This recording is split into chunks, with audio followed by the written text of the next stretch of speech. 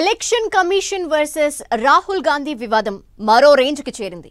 సోమవారం ఢిల్లీలో India black ఎంపీలు ప్రజాప్రతినిధులతో కాంగ్రెస్ హోరెత్తించగా ఇదే అంశంపై స్పందించిన కర్ణాటక మంత్రి రాజన్న తన పదవి పోగొట్టుకోవాల్సి వచ్చింది.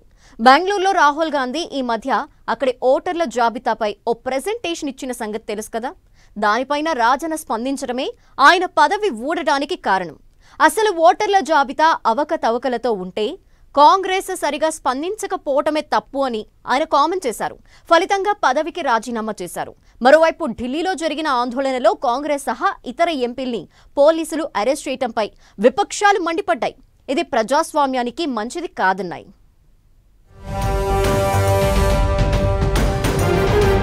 అపోజిషన్ పార్టీల ఎంపీల ధర్నాతో దద్దరిల్లిన ఢిల్లీ,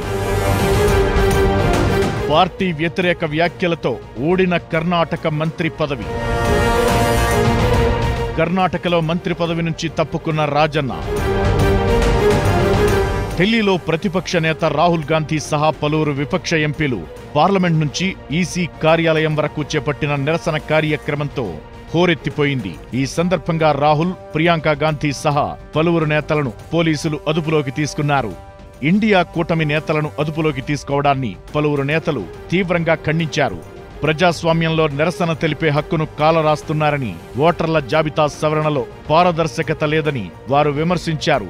ఇండియా బ్లాక్ ఆందోళనలో యూపీ మాజీ ముఖ్యమంత్రి అఖిలేష్ యాదవ్తో పాటు శివసేన ఎంపీ సంజయ్ రౌత్, జర్నలిస్ట్ సాగరికా ఘోష్తో పాటు పలువురు ఇండియా కూటమి నేతలు పాల్గొన్నారు.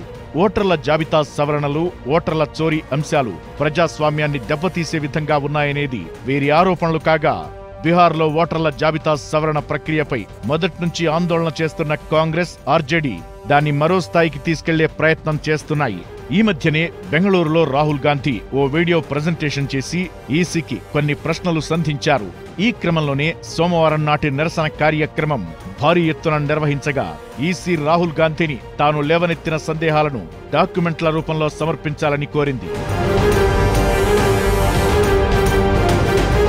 ఇదిలా సాగుతుండగానే కర్ణాటక మంత్రి రాజన్నని హైకమాండ్ ఆదేశాలతోనే తొలగించిన వ్యవహారం కూడా కలకలం రేపింది. కర్ణాటకలోని ఓటర్ల జాబితాలోని అవకతవకలకు అధికారంలో ఉన్న తామే కారణం అన్నట్లుగా స్పందించారాయన. దీనిపై రాహుల్ గాంధీ, కాంగ్రెస్ అధ్యక్షుడు మల్లికార్జున ఖర్గే సహా ఇతర కర్ణాటక లీడర్లు కూడా తీవ్ర స్థాయిలో మండిపడ్డారు. ఆయన పదవి నుంచి దిగిపోవాలనే డిమాండ్ రాగా సీఎం సిద్ధరామయ్యకి ఆయన తన రాజీనామా సమర్పించడం, దాన్ని ఆమోదించడం వెంటనే జరిగిపోయాయి.